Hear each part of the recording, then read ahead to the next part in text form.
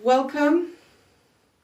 If you want to start really addressing yourself for free, stay over if you've had enough of your experience and you're really struggling and you need encouragement, you need very direct advice. So, hello R, you want to really start, you've had enough, you're fed up of the excess, of the bullshit, of everything that is not serving you, and your mental health experience is becoming unbearable.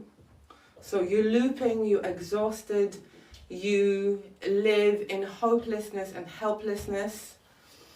I really want to call this from mental health to mental health.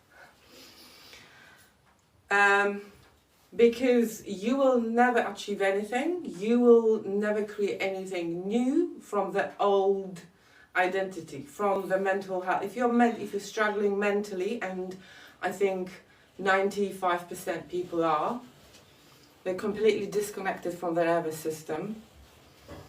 I'm going to do very basic stuff today, very basic again, right? We're going to talk about the mindset of mental health, what sort of mindset to apply, how to really start, because you're already using this energy, but you're not using it. Your mental energy, your psychological energy is being used on other people. You're watching stuff, you're consuming stuff. You need to really shift your shift your attention from the outer into inner, right? Hi Kelly.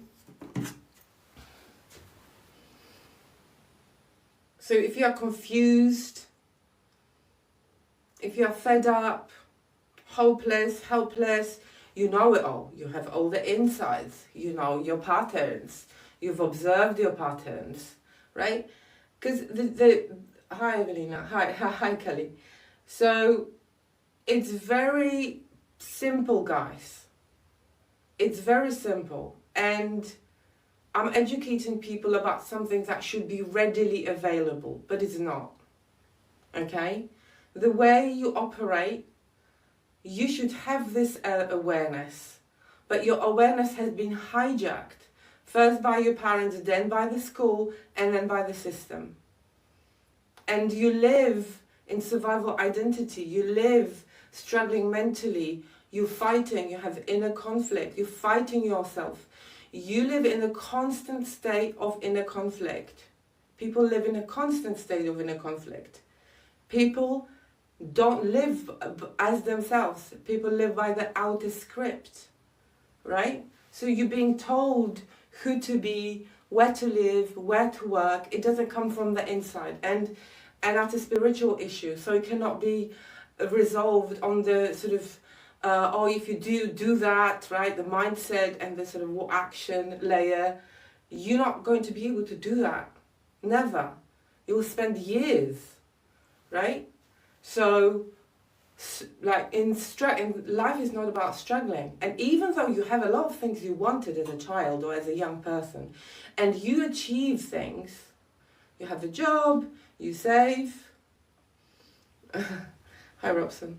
You have a job, you save, you have relationships, but you still not happy and fulfilled because you don't even understand yourself. You don't know who you are, because that's the meaning of life. That's the purpose of life. You need to understand who you are, right? You need to study yourself, not other people, not drama, not Netflix shows, not other people's books. You are the book. You are writing the story of your life. And you're spending it outside of yourself, right? Your attention is completely hijacked. So we're taking our attention back from the outer into the inner. Because part of the mental health, like your nervous system is kicking off because you're not paying attention to yourself, right? You're not paying attention to yourself. You're paying attention to things that have nothing to do with you. Because other people have their own reality. You are ignoring the architecture of your inner reality and your own consciousness. You're abandoning yourself mentally, psychologically, emotionally, right? You can't have a sensible relationship on that. You can't communicate yourself. You don't understand your needs. Tell me otherwise. You don't understand who you are. And the bigger discrepancy between who you truly authentically are, the more repressed you are, that part of you is. So, and the gap between that and the way you live your life, the bigger the suffering, the more intense the suffering.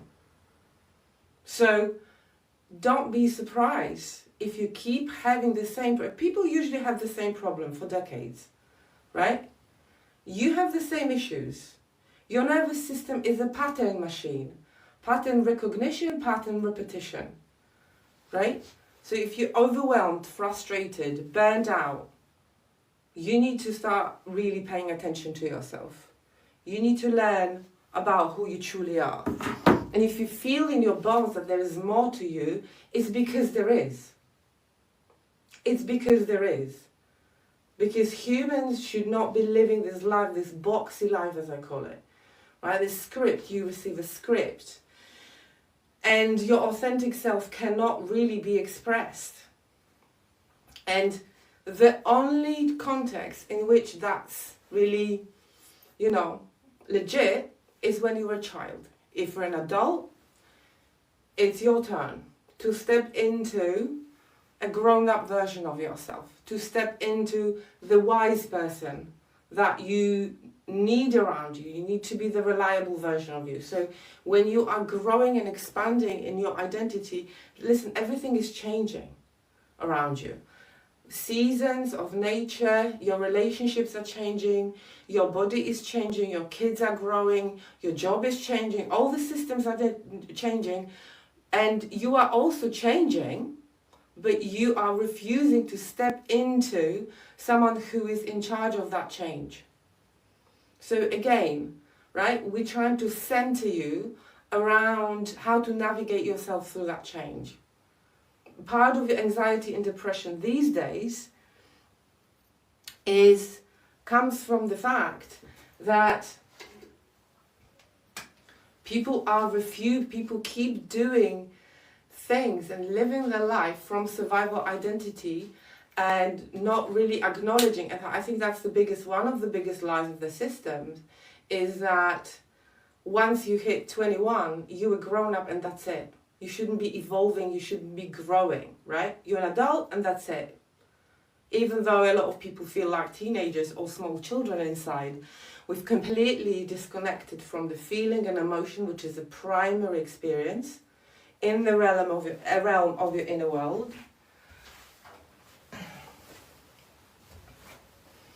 And this is the awakening. A lot of people are awakening, but they're still like floating, they're navigating, they don't know how to navigate.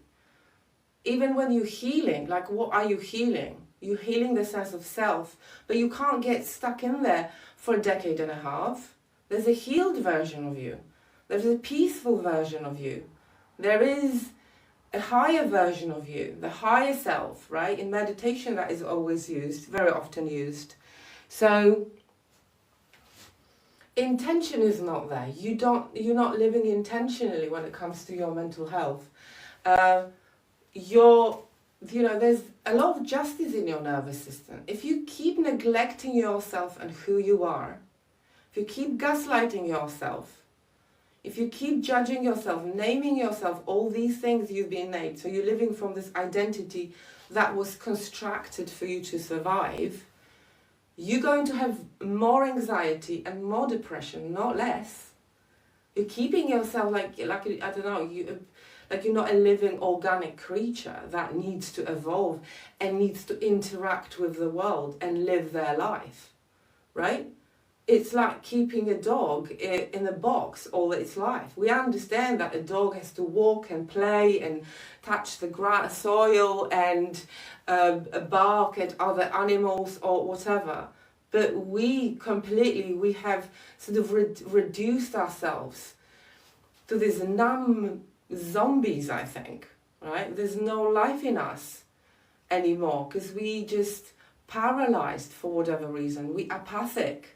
That's the depression in us. So if you live in a state of bliss and zen, no, that's not for you. Good for you, you wouldn't be on TikTok, but good for you, but it's not for you. This space, you're not going to learn anything. If you found a way of working and being yourself, and you don't have anxiety or depression, you're not afraid of living your life, then you have found a way, and please share it with others, right? Because the truth is there's no one way. Everyone has a very unique path. Your nervous system has been encoded with experiences, right? So you haven't had them all. You have very unique experiences. Oh, there is me in my mind.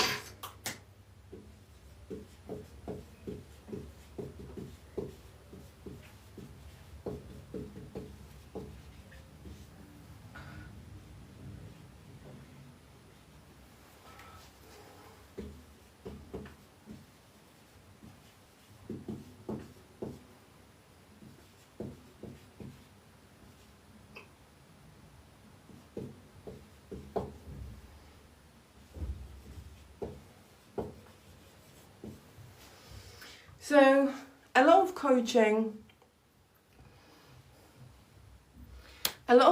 is based on the idea that you can manipulate yourself into some other identity by forcing yourself and trying to change the way you think. Like, I don't know. Again, that's not going to happen. There is no amount of books. There is no amount of therapy. There is no amount of education from outside and listening to others that can really shift your nervous system out of survival if you lived in survival, so anxiety and depression. It doesn't exist. This amount, it doesn't exist. Your nervous system only responds to experiences, okay? So if you're sitting in a chair in the therapist's office,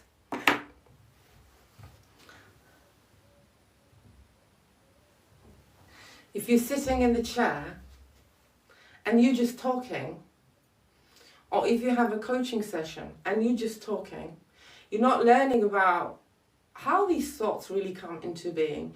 You're not learning about why are you disorganized. You're not learning about why you can't follow through, why you self-sabotage. Everything in the nervous system has a very unique meaning to you. Because nervous system thinks in symbols, right? So it responds, it's like a map of your experiences. So if you need to be stuck, you're going to be stuck. No amount of goal setting, no amount of vision boards is going to change anything if you haven't addressed why your nervous system is in survival. Why is it depressed? Why is it anxious? What is the true meaning of your depression? Your meaning, your unique meaning of your depression and anxiety. Anxiety is about too much energy in the system. So your nervous system being activated and dealing with the stress by activating the energy that is available in the system so you can take action, and there are different kinds of actions you take, or it deals with the stress by chronic stress or tension or pressure or whatever by collapsing your internal resources, so-called shutdown. And these are the only sympathetic, that's the sympathetic response of the nervous system, stress response. Where in shutdown, you can't move and there's no energy available in the system. That's why for people who are depressed, there is no movement, and there is, nervous system is static, it's heavy, it's like full of lead, and it gets darker, right? It gets more difficult. In anxiety, when it goes in override on the constant basis, there's exhaustion, there is burnout, There is scattered thinking, which I'm going to go into in a minute. And it escalates. Every state escalates. It's a slippery slope in a different direction. Right? It affects your brain, how your brain works. It affects your self-perception, so affects different layers of you. And when it comes to anxiety, you end up with panic disorder. You end up not leaving your house. You end up not interacting with the world. You end up with anxiety attacks, being so anxious. Because once you, in anxiety, the fear is running the show internally. So you'll be scared of more and more things. Not less and less. You'll just create a reality in which everything is scary and frightening. And that's a not good place to be, right? You'll be seeking soothing behaviors. You'll be seeking relief. In depression, you'll be seeking to feel something, because depression is actually a state of numbness, right? Sort of, you are zombified internally. You feel nothing, but you have the life force in you. It's just blocked. So you will do things that will make you feel something, and that something is better than nothing for your nervous system. And the society wants you to be in survival mode, because that way you are prone for deception. You are desperate inside, you're struggling inside. So you're not going to be asking bigger questions, you're not going to be questioning things, and you are a perfect client for a lot of different industries because you are desperate. You are a desperate animal who is looking for relief and solution, right? So if you've been thinking about this thing and it doesn't make any sense, it's because you are being made confused on purpose, right? By the societal, by the different energies. So your consciousness is being hijacked because it's very easily hijackable. It's very triggerable, right? Because as an animal part of you, you have survival tendencies. So you will do things unconsciously to survive. And for that, you have the amygdala, which is part of the brain that is responsible for fear. And if they make you scared enough, then you are scared, you know, and they can, a lot of narratives are fear-based. If you watch a lot of news, or any news for that matter, then you're going to be actually petrified and paralyzed. And tell me if I'm wrong, but can't find a single positive narrative that is going on around anywhere. Everything is about you being deficient, inadequate, and not capable. So there is a need being created by you being in survival, in depression or anxiety, or in that state of confusion. You're not trusting anyone, but somehow, you do things and buy things that really don't serve you, but you because the memory is not working properly. When your brain is hijacked into survival, your frontal lobe is hijacked. So your executive function is hijacked. So you can't really make choices that serve you. You make choices to survive, to bring yourself a momentary relief, right? They are hacking into your dopamine. They are hacking into your fear. And also that for a lot of people, they are hacking into the guilt. I must be doing something wrong if I don't feel okay. I don't know enough.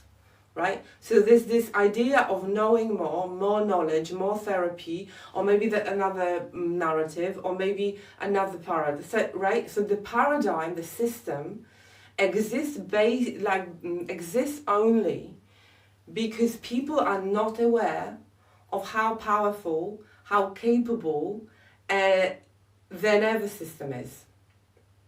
And the first layer of this happened when they disconnected you from the body, right? So you think body is not important.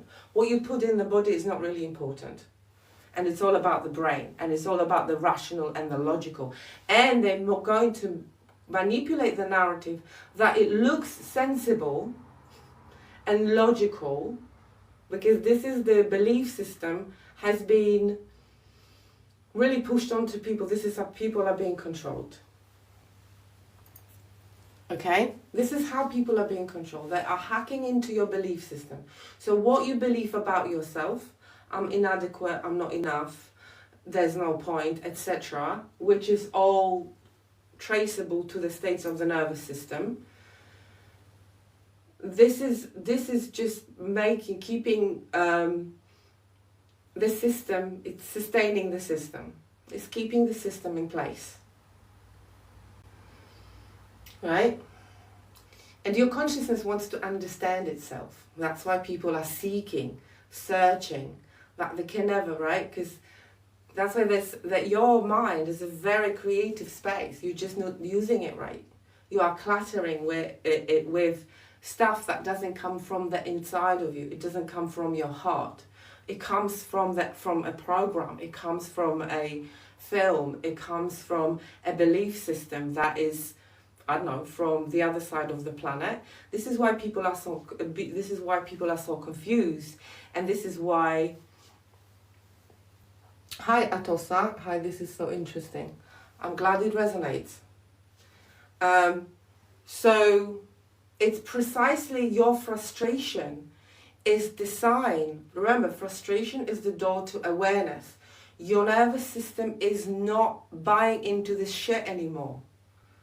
This excess of belief system that is being actually this an attempt, but I don't think people are buying it anymore, right? Because the nervous system and your mind is fucking saturated. Excuse my French, they're gonna block me soon. It's saturated with the bullshit. Because if this worked, we wouldn't be where we are. If this paradigm worked, we wouldn't be struggling. So this is my mission here, to teach you from different angles about yourself and the experience in your mind, right? This is where I feel like a genius, because I understand how psyche works, I understand how mind works, I understand how ego works, and I also understand how nervous system works, right? I've worked with all sorts of people, I coach people, I was a therapist for many years, I worked with a lot of different groups of people, like from a lot of different nationalities. And that's very interesting, because what we do today, the mistake that people make, is that they're trying to dismiss their belief system, where they come from, their identity, right? What they identify as, and I don't mean the address, the marital status, your job, and where you go on holiday, that's not, and what you drive, that's not what I mean, right? Because you have inner identity. You have been separated from your ability to be human, to be present, to enjoy life, right? It's all about, having lots of friends and being well-read and whatever. But this is not good for our nervous systems. That's why even though when it comes to material things, we're overflowing, but we're anxious or depressed. We're collapsing inside, or we're anxious by the excess of this very thing. So the idea to be informed, to be well-read in absolutely everything, not only what interests you, I'm not saying that you don't have some kind of pull and longing to understand some aspects of your world, because you have your very own aspect, dimension with reality, right? Your consciousness is interacting with your reality in a very specific way. But everything you're spending your time and energy on has nothing to do with you and your heart, because that longing is in your heart. That longing has been there for a very long time. Yet we go and work for 8 hours doing stuff like we train, right? There are training at work, like they're trying to manipulate you into this like zombie and this machine to perform some, goals for the company. All this like I had a client who was telling me about this the other day, and I was like, I'm already tired. My nervous system is already tired just by hearing it. You performing a persona that has nothing to do with who you are and what your consciousness is capable of, right? You are performing the bigger the performance, the bigger the struggle, because your nervous system can't keep up with this. You performing, you're not living as yourself, right? Anxiety is all about living, and depression is all about living under some kind of threat. A lot of people don't live under threat unless you live in Iran today, right? But we feel under threat because what's threatened, it's mental these days. Like the consumption, like the things you consume, everything has energy and everything. It's a message to your nervous system, right? Even the excess. Think about like people go like, you involve yourself in, and oh yeah, I wrote it down here, right? You have unlimited amount of consciousness in you, in your mind, and you're spending it on other people, your friends, your neighbors, dating, relationships, and you are literally renting out your mind, right? You're renting out your mind for free, by the way. For free. This is where creativity is. This is where the authentic identity lives. And also you can't go to the higher mind because it's chaotic and messy, just as everything that you consume. Nothing is calm, nothing is nurturing that sense of self where things are peaceful, okay? And the reality is you have no more energy to live your life, to live your relationships, to work on your relationships, right? That's gossip and drama, living by, other people's problems. Like if you're not solving your problems, if you're not observing your thinking, if you're not thinking about how you're thinking, then you're wasting your time. Right? You're wasting your time.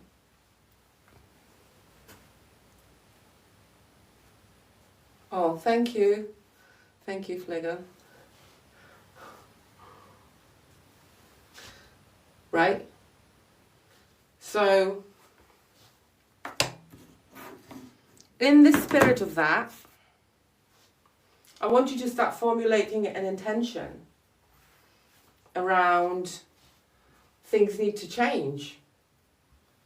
You need to change your approach to yourself. You need to start putting yourself first and stop thinking that it's selfish or stop thinking that you don't have energy. You are generating energy by putting yourself first, not using it. You're only using energy when it's for someone else. When you're really living with your attention and intention within yourself, then you are getting stronger and you have more energy. That has been one of the biggest revelations for me about 6 years ago. The more I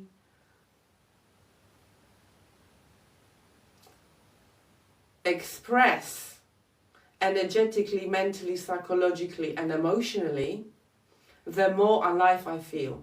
That's one of the biggest lies here, that I don't have the energy. I don't have the energy to go to the gym. Even though if you do go to the gym after a week, you start feeling energized. So can you see that the process has been reversed?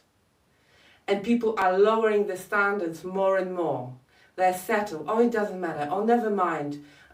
You are literally lowering your standards when it comes to your values. Things that used to be important to you, your dreams, your relationships, And I think it, like, not I think, I have the knowing and I see that people are really giving up on themselves and on their relationships. People are giving up on their children. Like, I don't know what to do, oh my God, like, right? Where everything is relationship based, everything. And everything is about giving it life and nurturing it. But because you're spending that energy and time, you are exerting the energy and forcing yourself, because anything that is not, doesn't belong to you requires force. Any problem that you solve for someone, you need to use force. If you are solving your problems, if you are developing your thinking, if you're working on your emotions, you feel powerful. That's the difference, right? That's the difference. You won't find flow in things that are not aligned with who you truly are. You will never find flow. You will be using a lot of force, right? It's like in relationships, this is what I very often see and hear. People are trying to understand each other, not understanding themselves. So we're talking the conflict of projections. Your psyche is incredible, right? But you need to understand how it works. So that's why everything feels so exhausting, because the way you operate, and you don't have the understanding of the self and of your nervous system, because it's all about your body, your mind, and your soul being on the same page. At the moment, your body lives in the past, because it goes by the patterns of the past, by your childhood and your first relationships, everything you've learned about love, belonging, and all these things, very like the basic human needs, your body still lives there. Then your mind lives completely outside, like you haven't given it any proper thought. You didn't have the time, I get that, that's the matrix for you. You haven't spending, like even when I think about the amount of books I've read, I've read, I wouldn't be able to tell you the number, but that's what, like this, I used to read a lot, and I remember 5 of them. 5 of them actually shifted something in me, and I still remember them, right? Think about how many shows have you watched on Netflix? How much do you remember? So you literally lived outside of yourself all this time. You assume the system is really created and based on the assumption that you need to know and you need to be informed about all these things, all these books, all these, you know, the newest whatever, right? And you go and get it because it makes you feel like you belong to this society. You go and get it and you spend your time and money because you think that this is important. And to be able to perceive, so you really worry about how others perceive you. That's another thing that is hijacked. That's belonging, right? For people. Like, oh, you know, it's really, opinion of others is really important. What are the people going to say? How am I going to be perceived? So a lot of you are managing perceptions, and that's exhausting. That is exhausting. So again, depending on your upbringing, whatever the message was, good afternoon, Elsa. Whatever the message was, that belief system about your role, who you are, what you need to be doing, what means to have a good life, everything has been installed during your childhood and then magnified by the school, right? So look how the school works. I'm not going to go into childhood today, even though I think 90% of people lived in dysfunctional homes and dysfunctional systems. So very few people experienced a healthy family, a healthy relationship. That's why we're so lost. And that's why we have such a distorted view of ourselves, right? So that sense of not being enough, not being adequate is what we leave our childhood homes with. right? Our role in the family dynamic, it's a big subject, but, you know, in dysfunctional families, in unhealthy, unbalanced families, where there's no balance, healthy structure, boundaries, right? And basically, I think dysfunctional families are run by egos, not people, right? They're called mom and dad, but usually it's the distortions of the ego and the sicknesses of the ego that run the family these days. And it always used to be that way. So, where was I? Right? And that belief system, so what you should be doing later on in life, it's all that's belief about what's your role, who you are, what you need to be doing, to belong, to be liked. That's another thing, that's another value, right? What society's value? To be liked, to be funny, to have a good job, right? So there's a pecking order in your environment, and your nervous system doesn't care about anything else. It cares about your immediate environment. How do I survive here? Which aspects of the psyche, right, and the ego, like which aspects of me will I get you suppressed, and which aspects of me will I have to magnify and express in order to fit in and belong? That's the when you're shifting from when your home is your only planet, and then you go to school, right? So your identity expanding anyway, your nervous system is recalibrating for different rules, because very often at home there are different rules. So how do we do what do we do here not to get into trouble or to keep ourselves away from danger? Then the school is another set of rules, right? With friends, with teachers. So can you see how much work your psyche and your nervous system already has done? And you didn't, like, how much of that were you aware of? Zilch, zero is the answer, right? So this is how creative you already are. You're already creative. You've done the worst part of experience where you're not in charge of yourself, where you don't have a choice and you react and respond to your environment in an unconscious way, right? And maturity, emotionally and mentally and psychologically, all comes from you being aware of yourself. It comes from self-awareness. Very often, that's the first reason for mental health issues.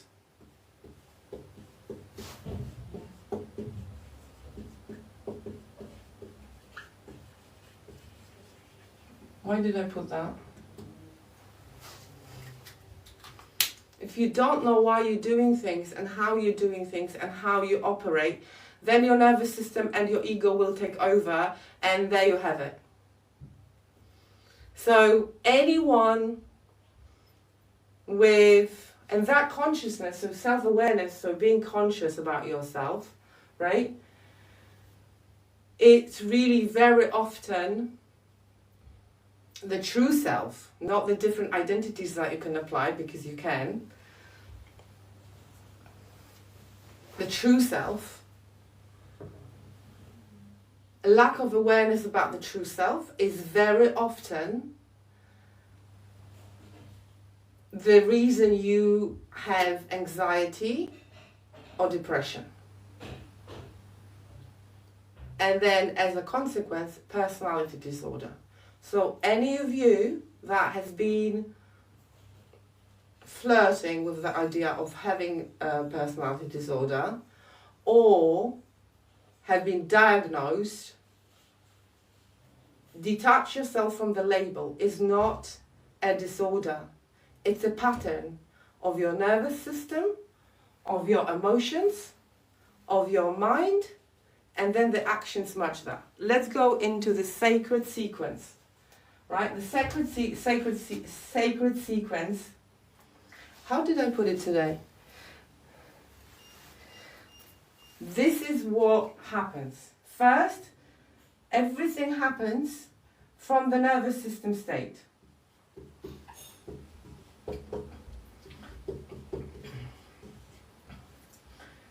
Right? Then you have, so the feelings in the body.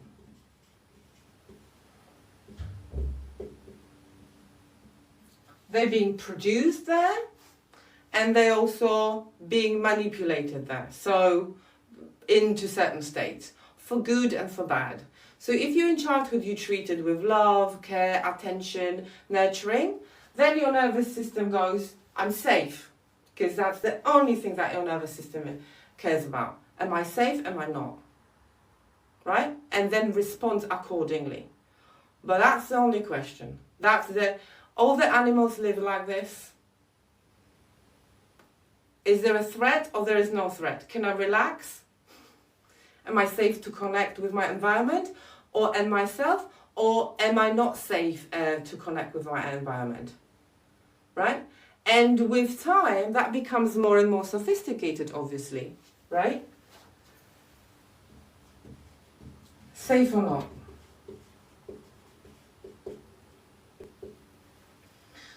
Then that creates an emotional state.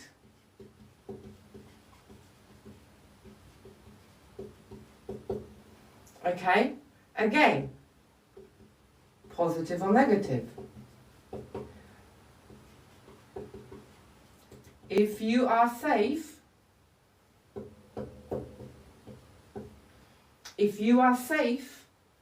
the emotions will be positive. Are you happy? You bubbly? You jokey? You on an app? You have an app, right? So you are not stressed. You're not under threat. Very simple. Then we have the mind layer. The story of the ego. The narrative.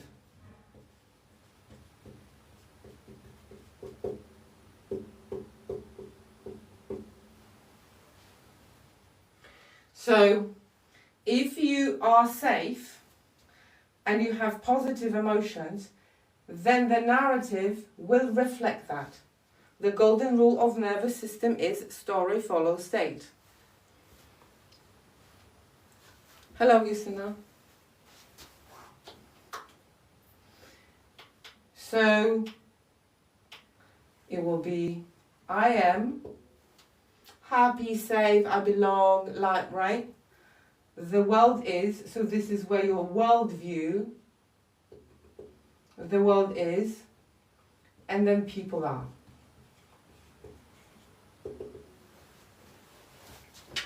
Basics, we're talking basics, right? And then the last piece of the equation is what you do. So behaviours, actions,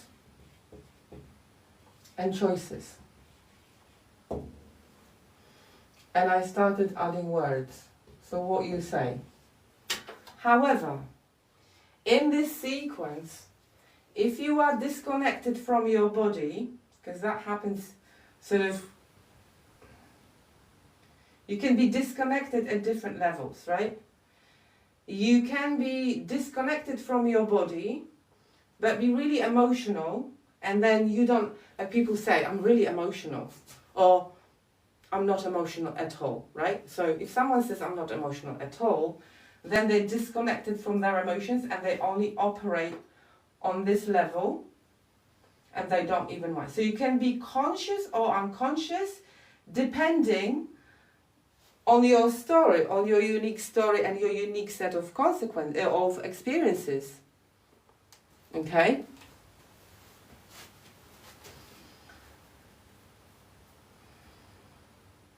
Some people operate just on this level.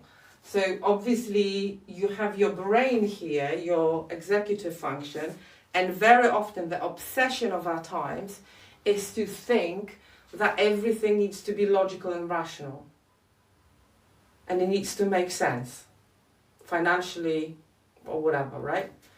Again, if that worked, we wouldn't be where we are. Because mental health crisis comes from the fact that we completely disconnected ourselves from this. We don't understand, we're not educated about the nervous system, why it works the way it works. We don't understand how emotions work and what do they mean, because it's like a signal. There's a signal of positivity, so there goes a positive signal, right? So if you, for example, are loved, seen, and you can fully self-express in childhood, then you'll have access to higher positive emotions. So you'll feel hope, you'll feel inspiration, etc. Joy, right? Joy in living or at life, right? So this is like a signal, creates a ripple effect from an inside out, not the outside in. Just remember this, all right?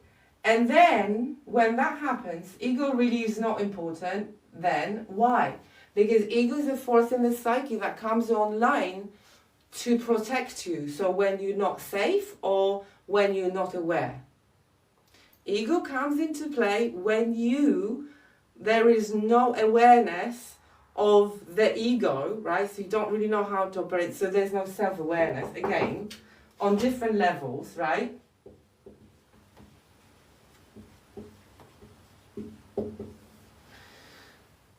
And that's the nature of your mind. There's an ego there, right? It's a force in the psyche. And the more sort of aware you are, the less it has to protect you. So the sort of the agenda of the ego is very specific, but it works with your body, right? So if you're safe, happy, inspired, I don't know, you're safe in childhood, you felt loved enough, right? You felt loved, whatever fucking happened, it happened, you can move on. You can move on and you can leave the past behind. Why do people cannot leave their past behind? Why? Because they're trying to forget the past, forget the experience of the body. So they're not processing what happened to them. They're not making sense, because the more difficult the experience, the more negative the emotion. So the most difficult the experiences, they produce a negative emotion. So they produce shame, despair, apathy, helplessness and hopelessness. Because if these people can do this to me, my parents or siblings or family, then everyone is just like, you're not going to learn trust. You're not going to learn that you're important. So the experience of the body really matters, because you get stuck in the past. Okay? And a lot of people want to rationalize it in their mind. No, I understand my trauma. I understand what happened to me. So they have a lot of insight, but they haven't allowed themselves to feel it. That's why talking therapy doesn't work, and somatic therapy is really popular now. Olivia Demchuk, thank you for all the information. You're very welcome. Okay? It is very simple. And then, where was I? And then, if you had all the positive experiences, then I am good, I am cool, I am alright. So you develop a neutral view of the world, of yourself. Not inferior, like I'm less than everybody else, because this comes from negative experiences and difficult experiences. And the world is, right? If your world for 15 years was difficult, you had no support, you had no one to rely on, you couldn't share yourself because you were shamed, humiliated, laughed at, mocked, labeled and judged, then what is going to be your view of the world? Ask yourself. What is going to be your view of the world? And then people are. This is the golden sentence of the Shitty Childhood Club, which I belong to myself. If the people who supposed to look after me and who's supposed to protect me didn't, then how a stranger can? It didn't make any sense. It doesn't make any sense. I didn't trust anyone for a long time, right? I lived in a space of, it was like a box, it was like a prison, feeling lonely and alone, because your narrative, your state creates a way with which you are interacting with the world. So if I am convinced and believed based on my experiences, so this is where your beliefs are, right? Because my body believes that, because there's a proof there, because your body holds a memory.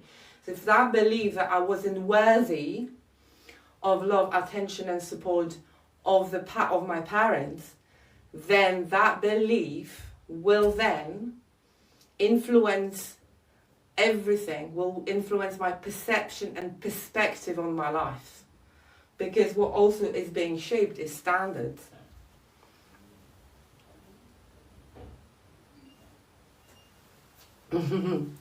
Scary, right? Okay, this is what they made you think, that this stuff is scary even though it goes on inside you. This is the system. The system actually made you believe, like people go and watch horrors and I don't know, they're trying to live something, they go through some difficult emotional things, right? Adrenaline and whatever and cortisol, but somehow they can't really meet themselves where their nervous system is. Can you see that? It's difficult, it's hard. That's the part of the narrative of the mental health. It's hard to go to therapy. It's hard to go to therapy because it's very alien for your nervous system to be talking to a stranger about the most difficult experiences, right? And not everybody likes to talk. So what are we saying here? Are we saying that if you don't want to go to therapy because that's not how you're not a talker, for example, then you screwed, right? Because where is there to turn? Like, what help is there? That's why I did my course, because I put this kind of knowledge. Fundamentally, this is an advanced version of my course, but this is why I did the course. This is why I wrote it, to deliver this kind of information and to bring people relief, because it's so unfair that people don't know that, right?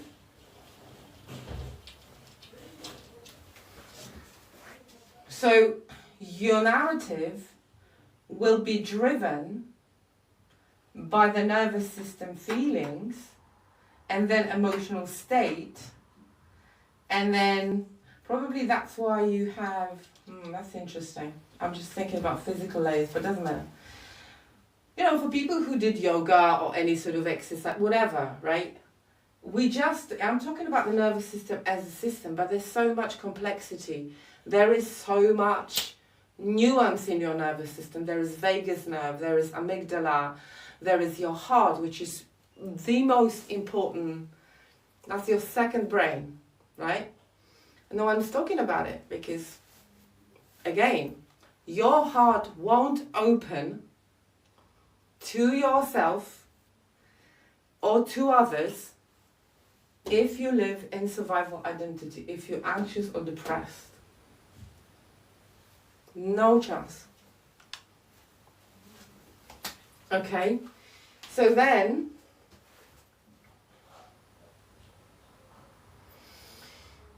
if you,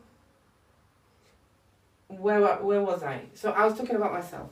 So my view of the world was, I am not important, I am not worthy of anyone's time, so I won't even ask for help, because why would people help me? What would be their motivation?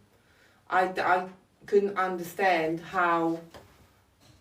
why would anyone be of help to a stranger, right? Because again, that belief system was shaped in my family. I couldn't even put words into it. This is how I function, so I was completely unaware of this. And the world is difficult and scary, right? Everything is hard. That was the narrative in my home. And first of all, the way I was treated was that I wasn't deserving anyone's time, so I wasn't given the context to understand the world. Nothing was explained to me, no one really talked to me about these things. I was only visible when I could be useful for, being a servant to my mother. If we tap the screen down and reach more people. Yeah, hopefully, thank you.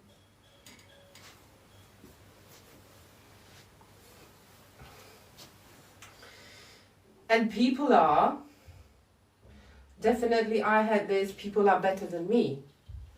Because that was the story that was wired into me, right? I was always the problem, I was the nuisance, I was the burden, I was like, people were huffing and puffing around me for every question I asked, for every need that I had. So then I became this, I'm alone, I have to walk through life alone, and that's it. And that's my life. It's fate. It's my cross to carry. I was born in Poland, as you know. So the big, Christian narrative, everyone has their own cross. And life is hard, and that's my hardship. And then I got on the plane at the age of 23, and I went to England. And then it's like jumping timelines. Because no one knew me there. The narrative didn't exist. That belief system, my experiences, this is me, right? And my experiences didn't know anything. And it is that belief system in Poland, obviously, the system is within the system, so there are a lot of different layers of the system. But my family was obviously functioning in the context of the system of the society. It was a really harsh reality. It was a small town in the middle of Poland. It was a change of political system from communism to democracy. So, right, I can only imagine their reality was really fucking shifting. If you think that now things are happening, I have a lot of compassion for the generation of my parents because everything was changing. Money, jobs, and it was really difficult. Like, people were really trying to survive. And just so you know, they didn't have the internet, and I didn't have the internet. I didn't have access to all this information about human nature and the psychology and ChatGPT or whatever people have now. And even though we have that, we still don't know. We're still getting worse and worse because the mental health crisis that is happening is just scary. So that was my belief. So again, behaviors, action, choices would affirm the state I was in and my narrative, because it becomes a vicious loop, right? If you put it in a loop, it becomes a loop. Story, emotion, narrative, choice. Because the choice also affirms, I don't know how to do it, but, right? So it becomes a vicious loop. It becomes a vicious loop. Literally. And you can spend years there. If you're unconscious about this fucking loop, excuse my French, amen. Amen, my friend. If you live in this loop and you're unconscious, because that loop can be positive, but your identity needs to be upgraded. Your self-concept needs to be upgraded. You need to realize that you are consciousness. You're just living in the lower states of consciousness, right? So the loop, I also have my own metaphor for this. It's like going around the roundabout for years and being sick from going round the same fucking thing, even though the reality has changed 15 fucking times, because it's not the outer reality, it's the inner reality. So when I jumped on the plane, let's say, and jumped timelines, right? They didn't have the narrative I had. The people that I met my husband then, and etc. I started being a nanny and a cleaner, and then I went to university, and everyone looked at me like it was like a clean slate, and everyone treated me with respect. They validated a completely different part of me, and then I thought, oh my God. So again, I started having new experiences because I put myself in a different environment. So again, my body started experiencing, I wasn't judged, I wasn't used, I was seen, I was celebrated, right? So my husband was like, what do you mean? Like, you are intelligent, whatever, right? Because I felt stupid. I didn't do well in high school. Then I did, but there was so I was like constantly judged by my mistakes with my family. And then my husband looked at me with completely different eyes. And everyone where I worked really, really appreciated me, right? So I didn't have to, and it was all like easy, right? I didn't have to try hard to be seen and loved, and I didn't have to really fake or pretend anything, and I could be expressing myself. London was an amazing healing space for me. It was just like jumping timelines, literally. And I am, I always love London. I know it changed, etc., but it doesn't matter. I don't care. Hi, Alison.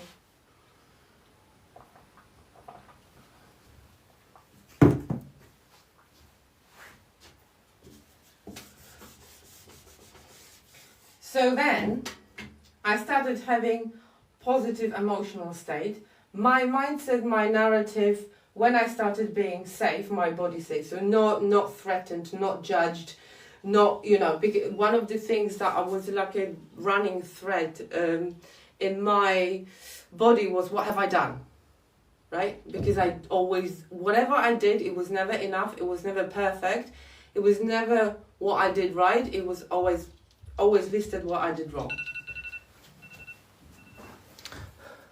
Oh, pozanek.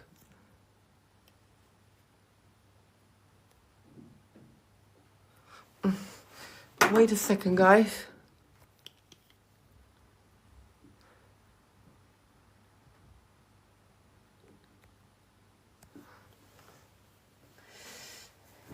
I'm here. So then,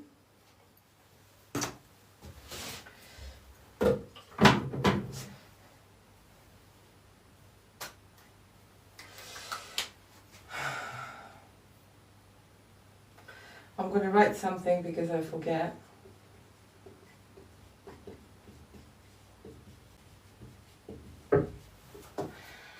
Then my ego loosened up, so I don't have to be proving anyone. I didn't have to control, like, whatever.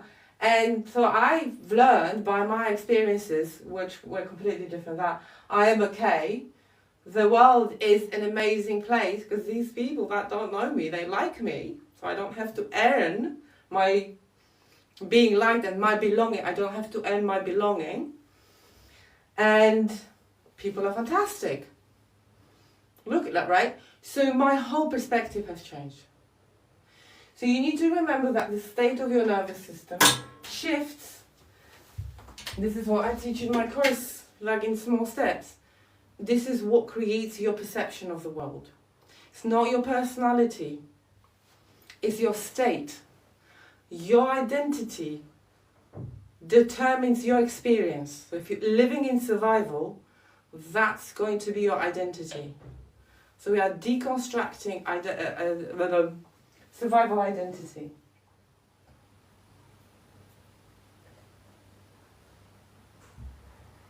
Right? So I started behaving very differently. I started caring. Because once you think I am worthy of someone's time, and you think I am important, then you're going to start caring about your body, about your mind, about the choices you make.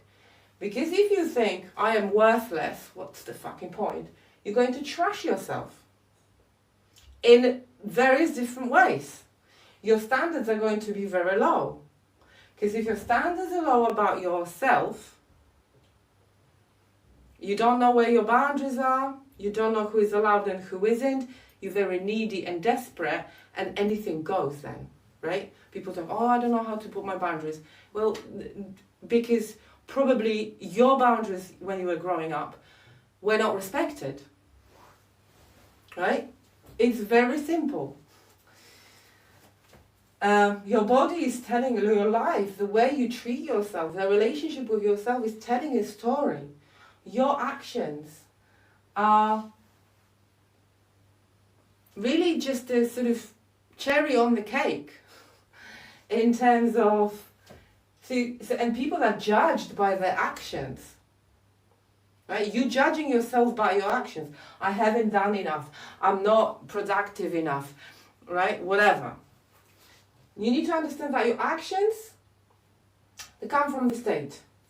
And all the bad stuff that you're doing yourself, the soothing, right? The scrolling, the drinking, the smoking, etc. It's soothing, it's regulating and anchoring your nervous system. So if you're trying to stay sober without without doing the inner work, that's effort. If you're trying to introduce any new habit while your nervous system is in survival mode, and then like any kind of stress, because this is where there's force. If you're just operating on this level, let's say you listen to a talk on YouTube, you get really inspired, right? You get fired up, fired up, inspired, motivated, right? That's a very artificial energy, And then you make all these plans and you say, right, I'm going to do this and this and this, right?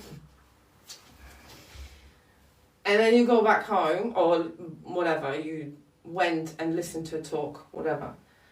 You go back home to your own environment and your nervous system experiences, again, being ignored, not being listened. We go back to what works, honey. Because the best way you can actually recalibrate your life and change your life and teach your body safety, you need to understand its rhythm. You need to understand what it needs you to be doing in everyday choices. Because again, nervous system doesn't listen to words of some coach on YouTube or whatever on the other side of the country, or some expensive hotel. You the boss of your nervous system, unless you are not self-aware, because then your nervous system is the boss. Your nervous system is the CEO. And even though this is making, like as you're saying, me now motivated by coconut oil, interesting. Even though this is making a lot of sense and you're thinking like, oh yeah, right? You're going to put the phone down and you're going to forget about it. Right? Maybe it will stay with you for what, 5 minutes? So don't fool yourself that consuming and putting into your mind more stuff, even though it's very relevant and it makes sense to you, because I'm speaking directly to your nervous system and to the truth, your truth, right? Because if it wasn't truthful, if it wasn't resonating, it wouldn't make sense to you.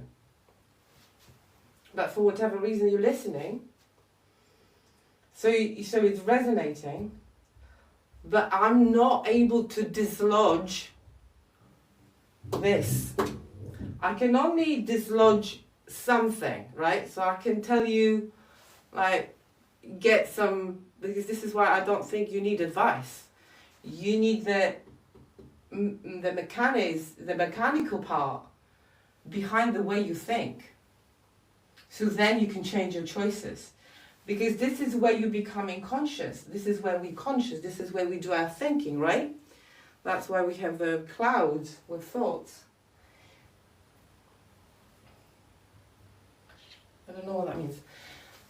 So you think, oh my God, that's an amazing teaching. Like, no, the listening, it will never dislodge the experiences that you need to start giving yourself on a daily basis.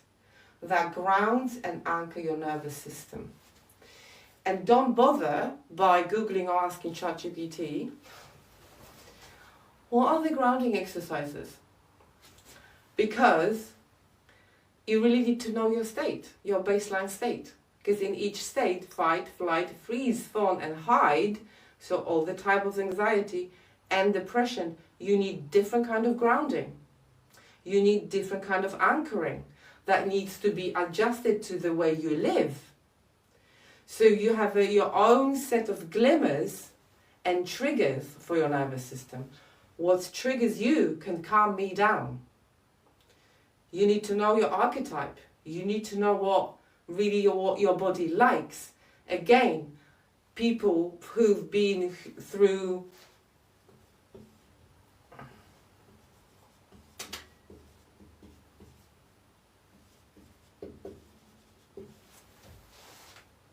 violence, right?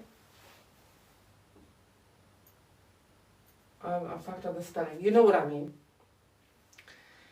They hate touch. Their body, because their physical boundaries have been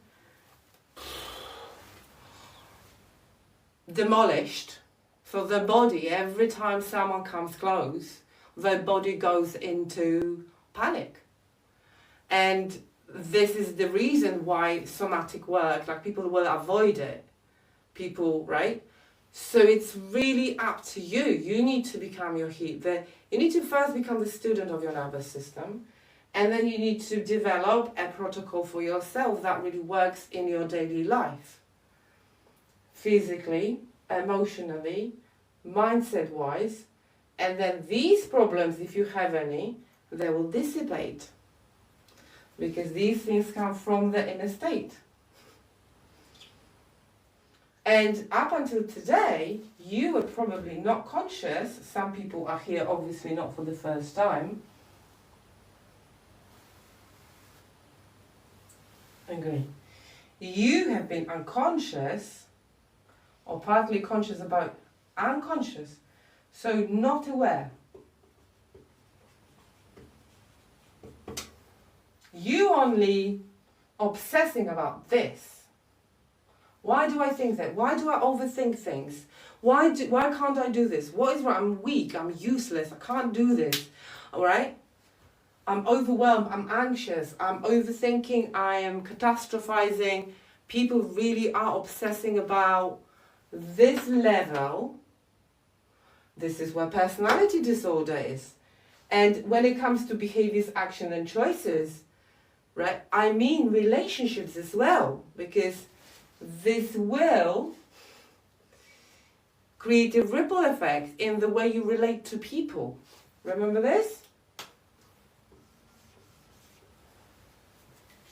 Because your nervous system thinks that that's the whole reality. Your nervous system doesn't have an ability to have a completely different, that's not its purpose. Your mind might have, you can perform some kind of identity, not for long, but some people can. But your mind will be like, there's only one truth for your nervous system. Am I safe and am I not safe? So if I'm not safe, and if you don't know the reason how to make your body feel safe, then people are not going to be safe. And you're going to be really suspicious and not trusty. And you will be, if you're anxious, then you will be anxiously attached. If you're in flight mode, which is a sign of anxiety, type of anxiety, then you're going to be anxiously avoidant in relationships. It dictates absolutely everything. Right? I just gave you quite an important, not important, that can shift your whole understanding. I've done that, okay. Because right.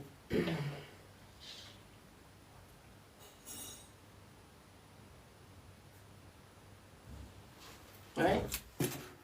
Yeah, this is where you're conscious But this is where you have the most power, right? This is why mindset work works if it does, because this is where you have the power, right? But mindset work or any kind of coaching that only narrates certain things and sort of teaches you is not going to work if you, for example, have an unsafe relationships and you being disrespected or gaslit or abused in relationships, right? If you're allowing someone to threaten you, to criticize you constantly, plus you criticize yourself, then how is the mindset gonna work? No, ever, right? A lot of people will spend, including psychedelics, right? This is another, if any of you are taking psychedelics for self-development, for therapy, or you dreaming or fantasizing about doing it, or if I had the money, I would go and take ayahuasca or whatever, ain't happening. If you don't address your everyday hygiene of your life, your immediate environment, and who is in there, are those people threatening you, keep having arguments, you in conflict with your environment because you have to be, right? Or you create the drama, some people create the drama. Some people go into comment sections, create the drama, create the havoc, they poke and they think, oh, I'm just joking. No, you're not joking. You are anxious inside and you're projecting it, right? There you go. So, in here,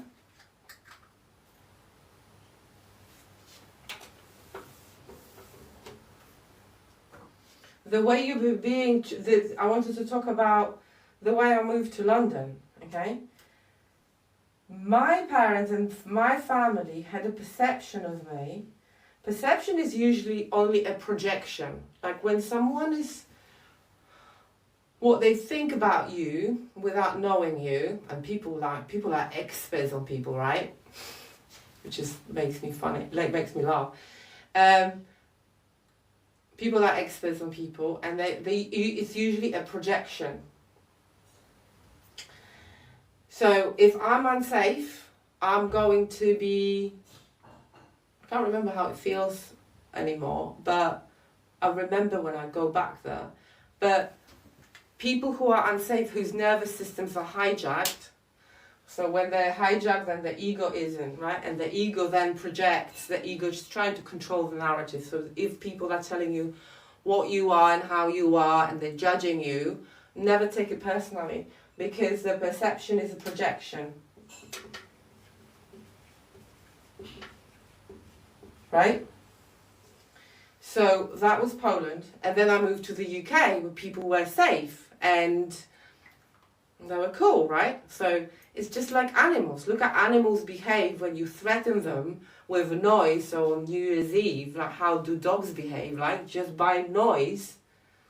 Right? So if you grew up in a shouty, aggressive, chaotic, right? Because this is a nice way of saying chaos is usually that's just diplomatic way of saying dysfunctional. And there's a lot of noise, words, judgment, or there could be also silence, because silence is also not natural. There's emotional coldness. There's so many things that really make the animal part of you, so your nervous system, right, go into survival. How do I survive? Do I freeze? Do I go? Do I fight? Do I hide? Right? It's very simple. Nervous system states are very simple. And then that was Poland, and that was the UK, and people were safe and happy and free, and they could self-express, right? Because, England, at least at that time, was a place, and London especially, was a place of prosperity. So no one cared about whether you speak English, people were just happy, or at least on my timeline. And this is where you can start looking at yourself, because people are looking at my potential. Because when you're not threatened, you can perceive people in a good way. right? This is what happens online with the news. Every single debate, and now I think podcasts. This is a very dangerous thing. Do not engage yourself in things that are emotionally charged, where people are trying to be right and wrong, right? Because you're being divided, your psyche is being split, your nervous system. That's why, for a lot of people who had been through trauma, and I'm just going to wrap up now.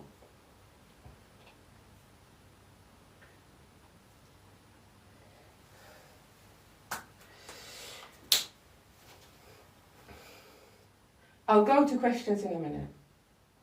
If you've been through trauma as a child, you maybe don't even like this word, but that's the case. And it's gone. The times are gone. Sometimes parents people are not in contact with their parents anymore, right? And you think like, I should be okay now because I'm safe. Remember this, states are patterns of your nervous system.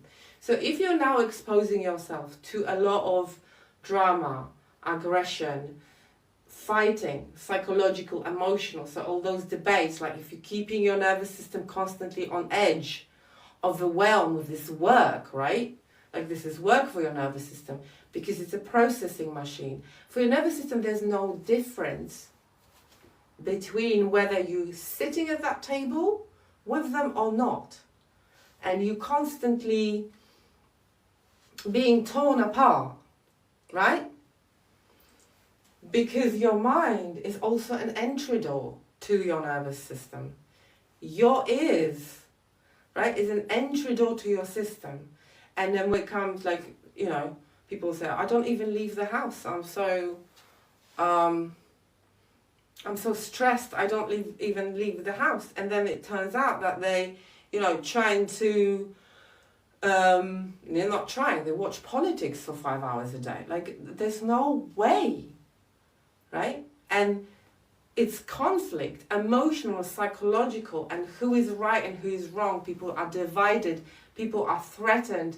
It's us versus them. You're being pitted against each other constantly, right?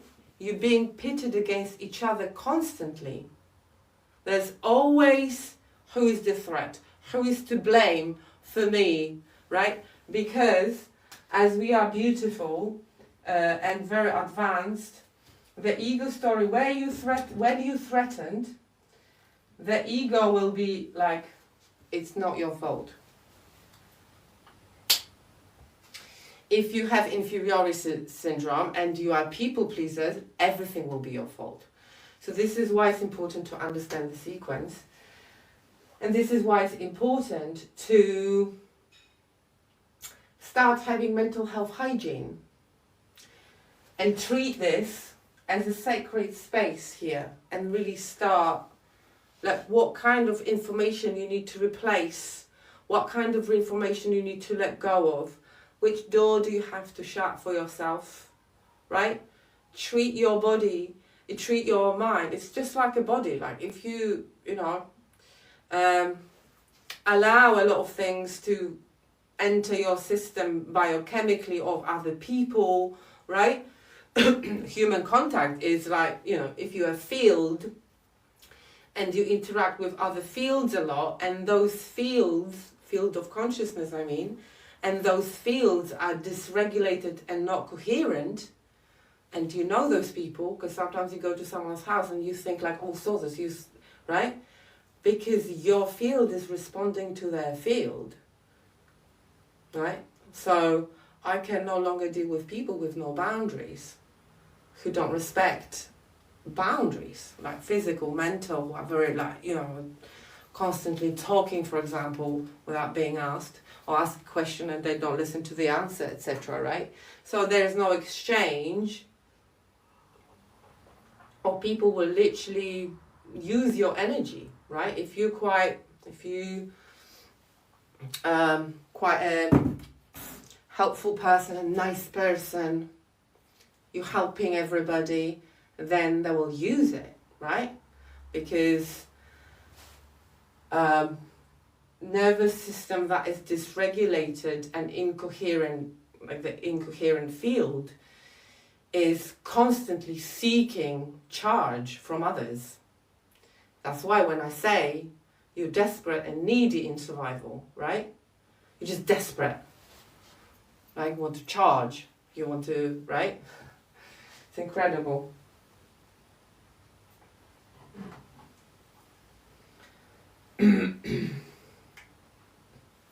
Let's have a look at some questions. Are all perceptions projections?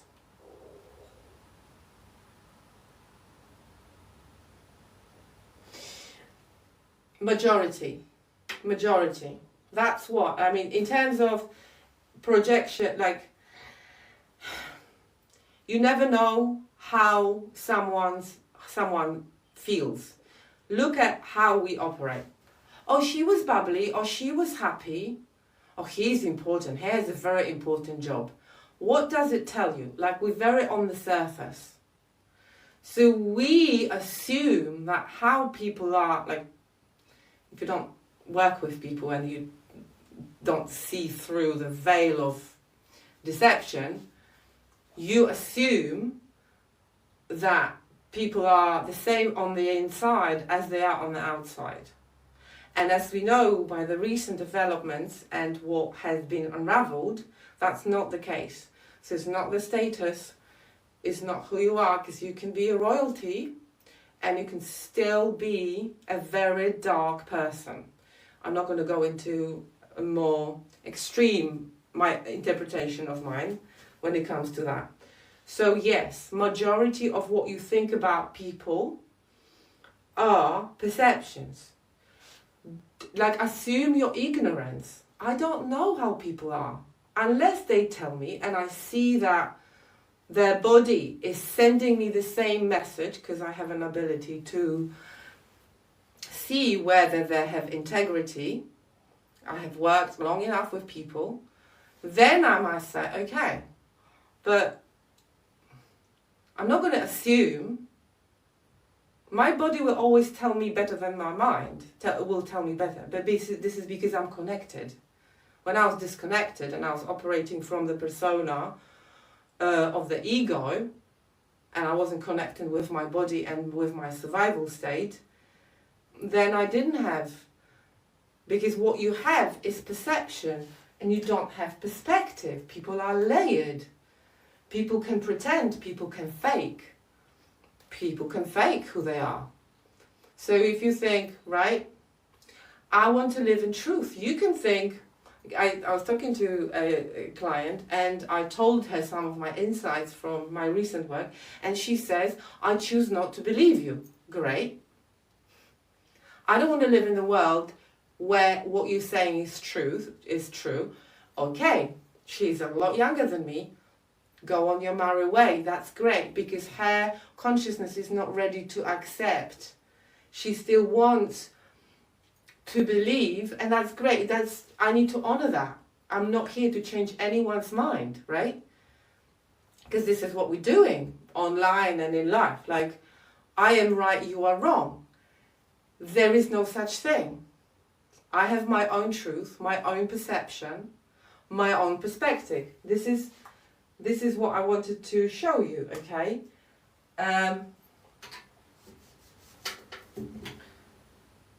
So from perception to perspective.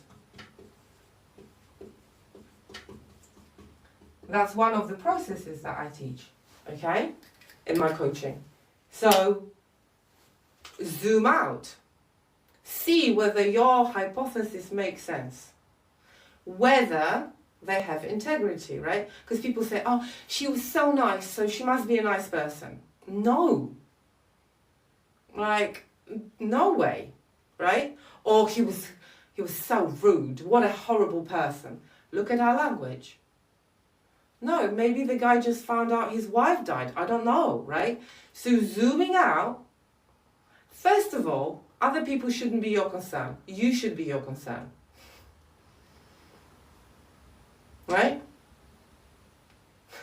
And we live that anyway. Like, look, we live it. Our nervous systems are so stressed, not trusty, and so overwhelmed that we don't authentically connect anymore, because we don't authentically connect with with ourselves. So this idea that you should be constantly working out, which I started this life with, I don't know who was here, who wasn't. This is a sacred space. Leave other people alone. Spotlight onto yourself. This is how to deal with your mental health. About everything. So we are creating our own reality by what we think. It's slightly more layered. I'm glad you asked the question. But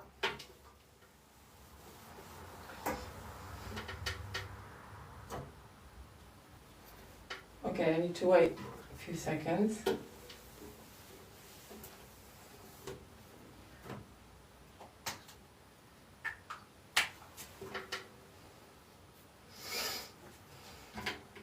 This is actually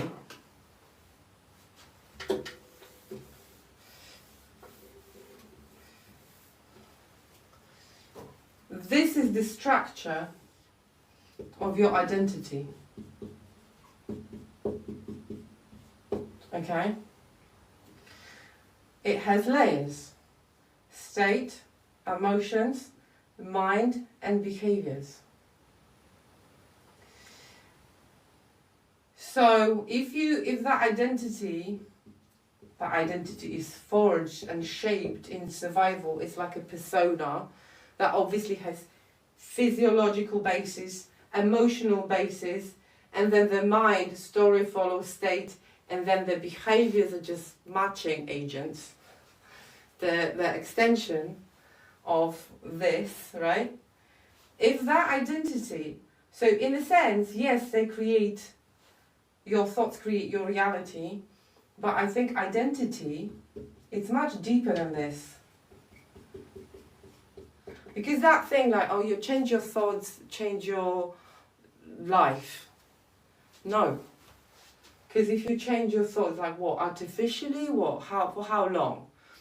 Nothing, like, this is the primary experience in your identity, is a feeling that you're so scared of. It's emotion that you don't understand because you've been told that you're not emotional and you can't be emotional and it makes you vulnerable and all of that.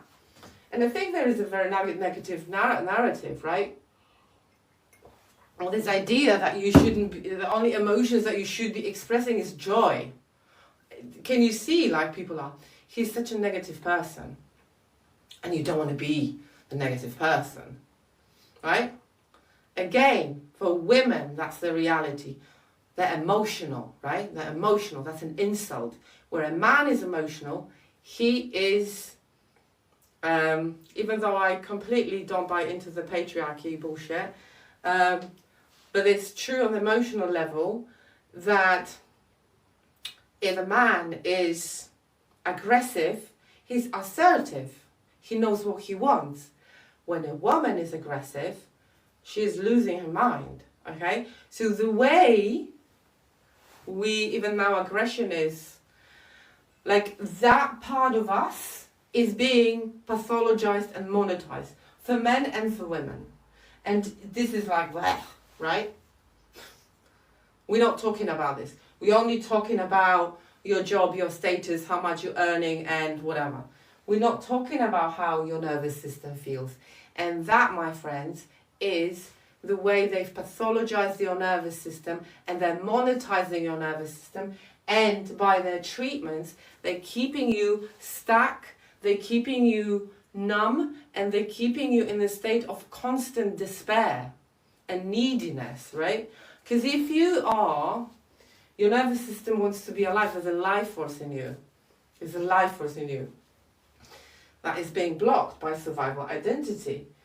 So the identity you had to construct to survive in this shit show. So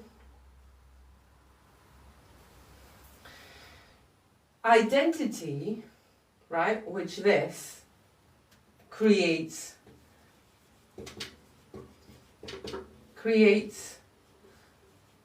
your experiences.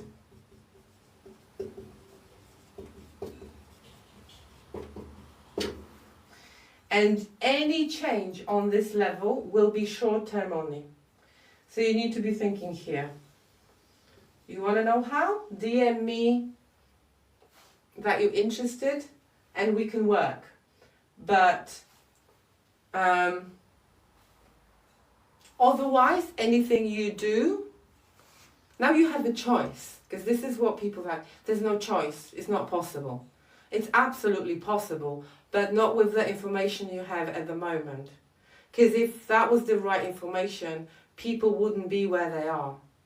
If what we've been doing within mental health and psychology was right, we wouldn't be where we are. Because we need to really upgrade our identity. We upgrade everything, as I keep on saying. Our phones, our homes, our cars, everything. But not the relationship. And your identity really is about the relationship with yourself.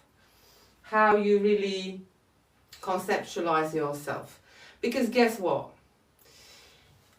You are the master of your reality. So if you keep on saying and thinking and emoting things about yourself, that I'm weak, I'm incapable, I'm depressed, it's an illness, it's a disease, you are right. If you keep thinking to yourself, I'm capable, strong, I will find a way, I don't know how, but I will find out, you are right. Because you commanding your nervous system with your thoughts. That's why people who live in survival, right, and you tell them a compliment, oh, don't be silly, no, oh, right? They can't take a compliment because identity in survival is a closed system.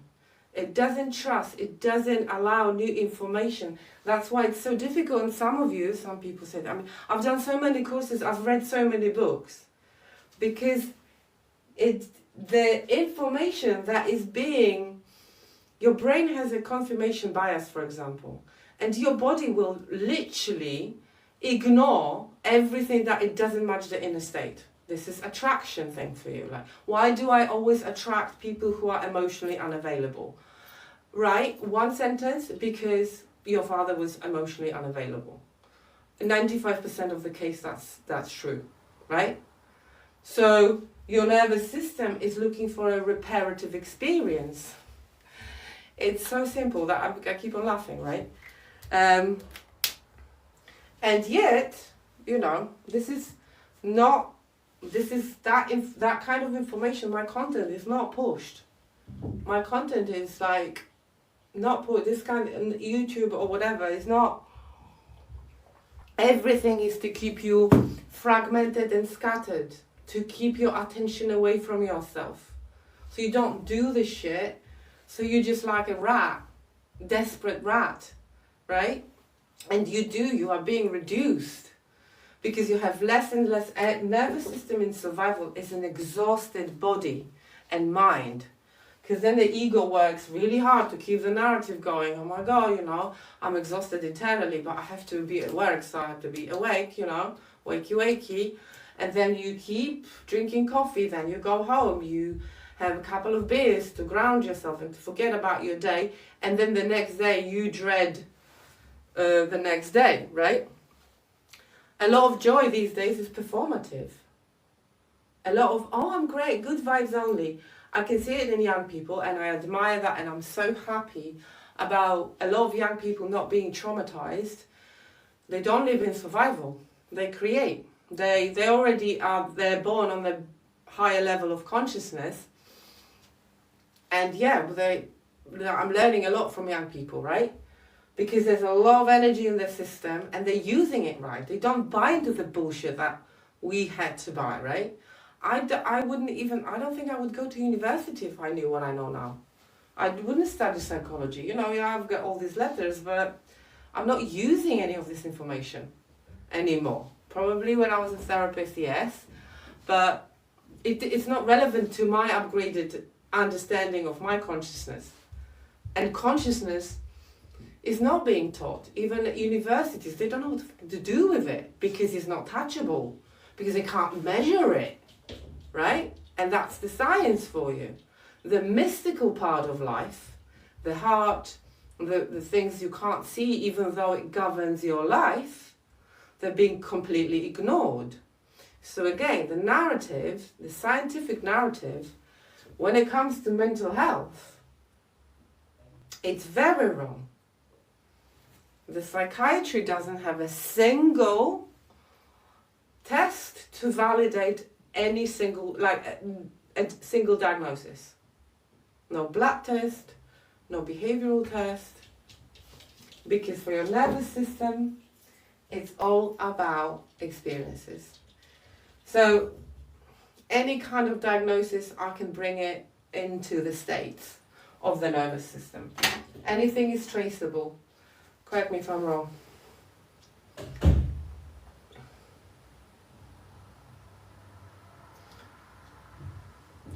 It's brilliant, everyone should know this stuff. So it's better to aim for feeling fully than just being happy. It's interesting that it's either or for you, Alison, right? It's better to aim for fully feeling than just being happy. So you're being happy because you, what? Like you ignoring how you feel? Like no human being should be in joy all the time. I mean, unless you're a monk. What you need to be thinking is peace in your body, because no upgrade of the identity happens in chaos of anxiety. No upgrade happens in where there's no composure, peace, right? But joy, I mean, this is very specific. Happy, what does it mean? Again, this is this vague idea, right?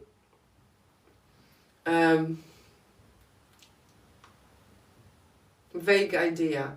Any more questions? I'm for calm, yes.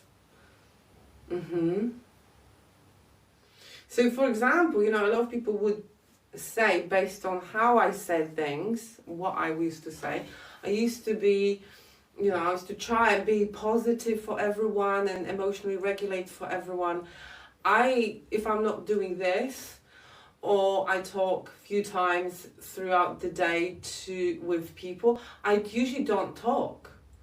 Because talking dysregulates, or like talking for no reason, or talking about shit that is not relevant to what I'm about to do, it's a waste of time.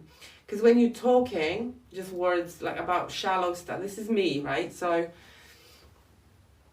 when you talk with no purpose, no intention, you are rattling your mind. You are muddying the waters of your mind. You are interrupting your thought process.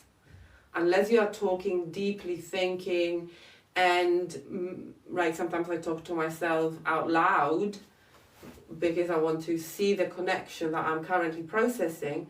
But other than that, being happy, what makes your body happy is very dependent on who you are and where you are, right?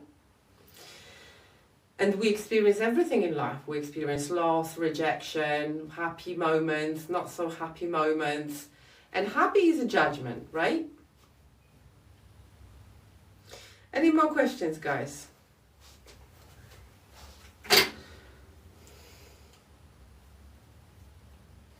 Any more questions? I am opening, for those of you who are interested, I'm just going to say,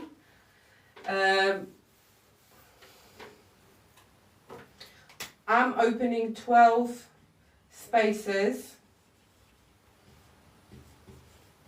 for 90 days identity upgrade.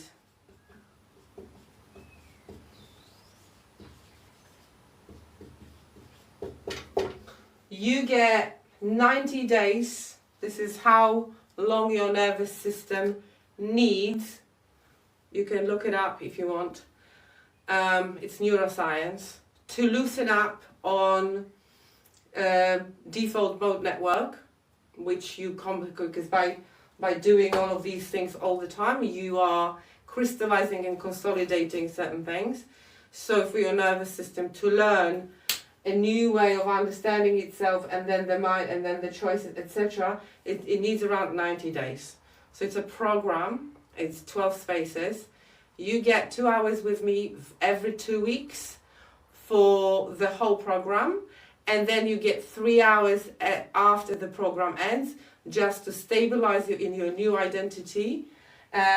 So it's a process of shedding the old, shedding the bullshit, and shedding the stuff that doesn't serve you anymore, and really recalibrating your nervous system for the new, right, and for the future. So you don't live in the past anymore. Your body, this is how long it takes, because everything that you're not recalibrated for. That's why you have the same goals every January on your to-do. Like, that's why, right? Because you're not calibrating your nervous system. So, you're not calibrating, it's not calibrated for expansion. Actually, what happens online as well, and in the society and in the matrix, it all keeps you under threat and small, right? So if you're creating something, you're working on your business, you're working on something else, you need to recalibrate your nervous system. And people who resonate with this will know what I mean, right? You've got your mind. It's like, maybe you feel the calling, right? Maybe there is more. Maybe that's not the version of you that is going to carry you through into the future, because you can't really. That's why a lot of people struggle and have the inner conflict. What is wrong with me? I've done so much, I've read so much, is because it hasn't been contained and done in a proper way, right? And if you are interested in the self-led course, DM me your email address and I'll send you the information. But in here, when you join and we work together, I will personally guide you, recalibrate you, and your nervous system needs a container, right? Because it's scared of expansion. You're not wired for expansion, right? The society doesn't wire you for expansion. The society wires you for overwhelm and exhaustion. So it's like, energetically speaking, your consciousness is not going to recalibrate for higher states if you don't have the scaffolding around you. And I've built a program of that scaffolding. So let me know if you're interested and we can start having a conversation. Any more questions? All right, Ricardo. DM me your email. Reach out to me after this.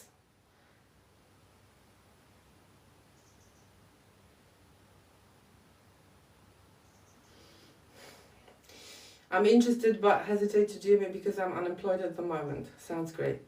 Well,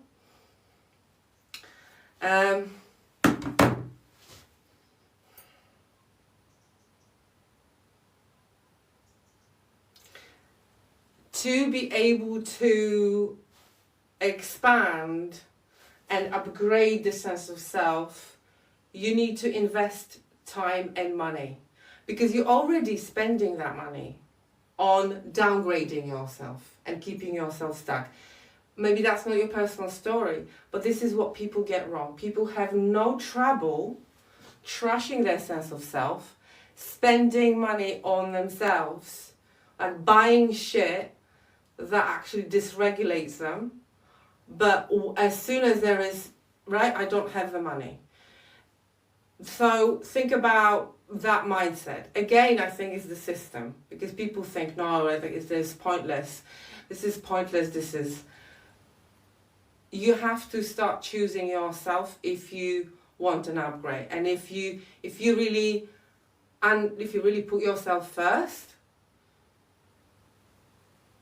right? There is investment attached to it. There's nothing that, that kind of container comes at the cost, that kind of work, that kind of expansion. So I appreciate you expressing.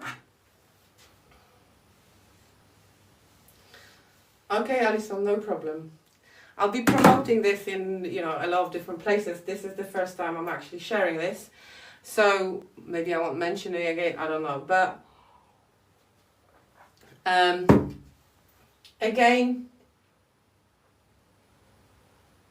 I'm loosening up your belief system, and I'm dissolving the stuff that doesn't serve you, and it keeps your mental health. And just remember, your nervous system wants you to regenerate, wants you to go higher, right? Especially with that feeling, like people have this feeling, I know I have so much potential, but I don't know how. I know how, right?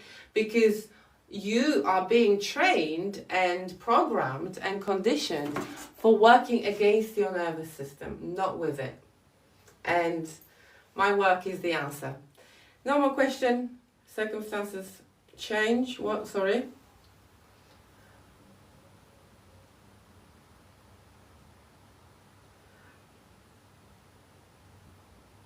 Okay. Lovely, guys. Thank you very much. Have a lovely afternoon. What's today? Tuesday. And I'll see you shortly. Thank you very much. Bye-bye. Bye.